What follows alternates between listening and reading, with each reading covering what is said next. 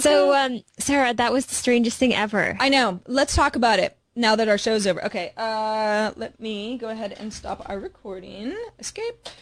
Yep. That was the weirdest thing. By the way, I noticed in the chat room that, of course, everyone got a big kick out of the fact that there was a fake Lee on our show who showed up and weirdly gave us an interview. I have to assume that he was just playing along and confused as we were because we called him. Although he was just online in Malaysia and talked about it. I don't know. Was he pulling one over on us? Because I have no idea what just happened. I think so. Here's what went on our end is that Lee Sherman, who was the co-founder of Visually, who we interviewed, his Skype name is maybe not the most obvious spelling of Lee Sherman. Mm-hmm. The most obvious spelling of Lee Sherman is who we called. Now I wonder if this gentleman has gotten this mistake by anybody who has Skyped Lee Sherman in the past and knows enough about Visually to know that that's probably why we were pinging him on Skype and just kind of went with it.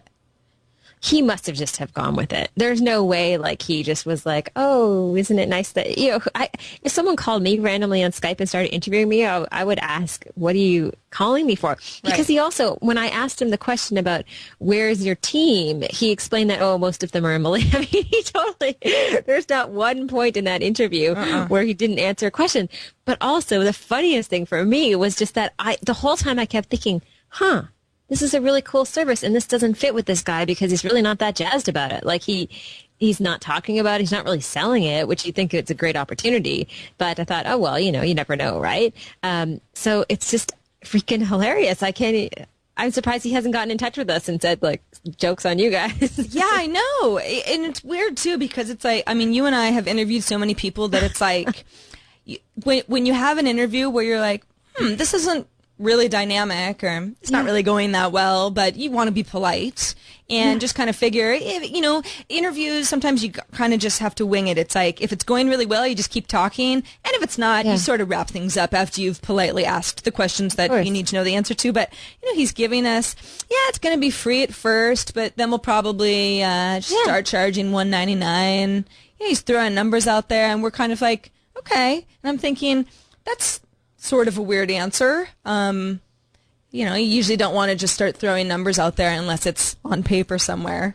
But I think you guys need to put it on YouTube with like a big banner, like Sarah and Amber got punked on the social hour. Oh, I'm sure somebody's already working on it. I'd love to watch our faces because I don't know if it came through or it's just like, first of all, I just didn't think Lee Sherman would be in Malaysia. But that's okay. Hey, companies are global. He kind of said something like, yes, I'm Lee Sherman off of the top. And then his video froze and it was just kind of weird in general. And then I started noticing the chat room people saying, that's not Lee Sherman. I don't know who that is. Thank goodness for the chat room. Because I know, really. We would have just kept going. We would have just, and it's so funny because I'm looking at my Twitter account and, normally during the show I do check into Twitter now and again and just kind of see what's happening. But I didn't when we were interviewing him because actually I was really trying to listen to him because I couldn't, his voice was very soft and it was hard to understand him. So I thought, okay, I have to really focus and make sure I'm listening to what he's saying. And I did get a tweet from Lee. It was like, WTF, the guy you're interviewing isn't me. That's so weird. Oh, Lee. I have to say, the real Lee Sherman, once he had stood up and we interviewed way him. Better.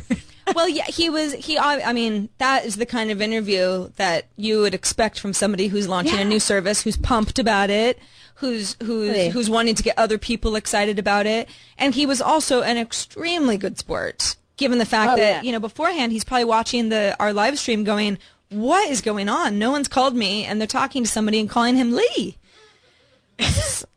So, yeah, what? We have to keep like a chronicle of all the weird things. Like 2 weeks ago in the middle of the show, I just scream out Chris randomly. I know. The social hour meme. It's like there's always something, but you know what? This takes the cake. I cannot believe that that just happened.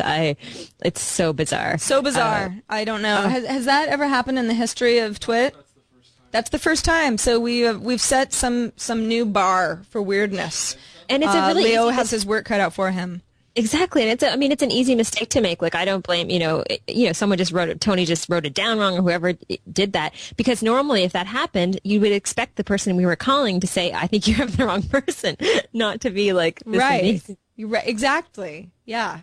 I mean, Oh I my guess God. it just goes to show you, if there hadn't been a live chat room saying, that I can see out of the corner of my eye. I'm actually not even in chat when we do the social hour because I have to run the board and I Sure. can't be distracted. Yeah. Otherwise, I prefer to be able to chat a little bit. But we've got the chat window running, where I look up at every once in a while. It's like, imagine if this was, I mean, I don't want to call any specific network, but if we didn't have access to that for whatever reason, I mean, it would have just been a regular interview. Fake Lee Sherman, you look out for him, world. I know. Actually, this Luke on Twitter emailed me and or tweeted me and said that he was laughing his head off because he said we just got punked. And he said I guess this happened on BBC News at one point where someone went on and pretended he was an Apple executive and he had nothing to do with it, and that it actually went to air.